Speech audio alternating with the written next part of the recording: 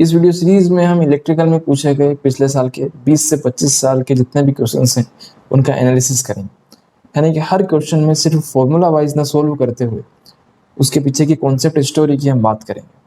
चाहे जितना भी सिंपल क्वेश्चन हो, चाहे जितना भी टफ क्वेश्चन हो, हर क्वेश्चन में यूज होने वाले फॉर्मूले के बारे में, उसके डेरिवेशन के बारे में और इस क्वेश्चन में क्या पूछा जा सकता है, क्या इसमें मिस्टेक हो सकती है। जब हम 3 घंटे में उस क्वेश्चन को सोल्व करेंगे तब हमारे माइंड में क्या क्या चीज़ें हमारे माइंड में होनी चाहिए ताकि हम उस क्वेश्चन को सोल्व कर पाएँ। इन सारी बातों पर हम डिस्कशन करेंगे। अगर हम बात करें प्रीवियस ईयर जितने भी आए अभी तक क्वेश्चंस की, हम 2018 तक सारे क्वेश्चंस का एनालिसिस करेंगे। उसके बाद बचे हुए 3 साल के क्वेश्चंस को हम सबसे लास्ट में उस टॉपिक के सोल्व करेंगे। यानी कि अभी हम स्टार्ट करने वाले हैं मशीन के ट्रांसफॉर्मर से। ट्रांसफॉर्मर के 2018 तक जितने भी हमारे सारे क्वेश्चंस आए हैं उन सारे क्वेश्चंस का हम एनालिसिस कर लेंगे। फिर हम बचे हुए 3 सालों को सबसे लास्ट में सोल्व करेंगे और ये जानेंगे कि ये जो 3 क्वेश्चंस हैं ये कहाँ से पूछे गए, क्या गेट में प्रीवियस ईयर क्वेश्चंस के जो कॉन्सेप्ट रहते हैं वो कितने रिपीट होते हैं, 100% में से क्या 70 to 80% हम क्वेश्चन बना पाते हैं। अगर बना पाते हैं तो फिर हम PY को पहले क्यों नहीं सोल्व करते, क्यों हम इधर उधर बुकलेट्स की तरफ भागते रहते हैं, पहले हम PY के ऊपर पूरा फोकस क्यों नहीं करते। सबसे पहले हमें फोकस करना चाहिए PYQ पर। सबसे बड़ी दिक्कत ये होती है कि PYQ एक सिस्टमेटिक अरेंजमेंट नहीं होता। मतलब जैसे ट्रांसफॉर्मर का है तो उसके सब टॉपिक्स में डिवाइड नहीं होता।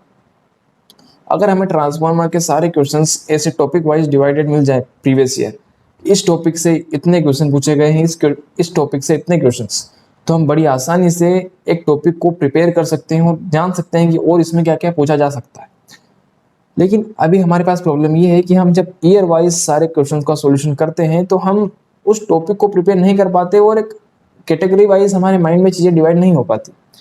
पूरे 30 साल के क्वेश्चन हम रेंडमली सोल्व करते हैं। इसके बजाय तो हमें ये करना चाहिए कि पूरे 30 साल के क्वेश्चन का हमें टेस्ट देना चाहिए और जो प्रिपेयर यानी कि प्रैक्टिस करने के लिए क्वेश्चन हमें दूसरे क्वेश्चन अपनाने चाहिए, किसी भी बुकलेट के दूसरे क्वेश्चन ऐसे जो PYQ नहीं, फिर जाकर हमें इन पर जंप करना चाहिए और एज अ टेस्ट हमें देना चाहिए।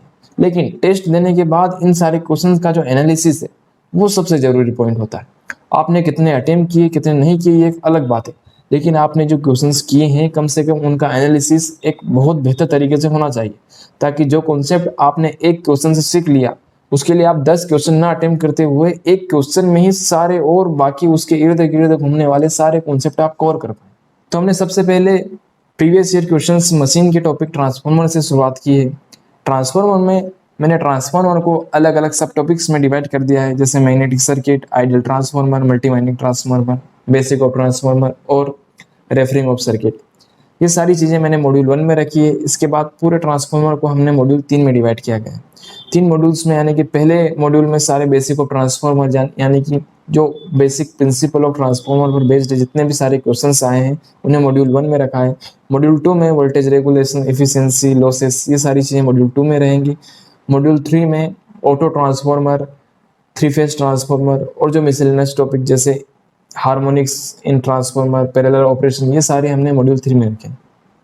ट्रांसफॉर्मर में लगभग 20 से 25 सालों में अभी तक 40 से 50 क्वेश्चंस आ चुके हैं। इन सारे क्वेश्चंस को हमने बारी बारी एक एक क्वेश्चंस को बड़ी बारीकी से हम सोल्व कर समझने की कोशिश करेंगे कि हर क्वेश्चन के पीछे क्या कॉन्सेप्ट स्टोरी लगी है और इस क्वेश्चन में क्या क्या पूछा जा सकता है। तो चलिए हम मिलते हैं मैग्नेटिक सर्किट के पहले क्वेश्चन के साथ।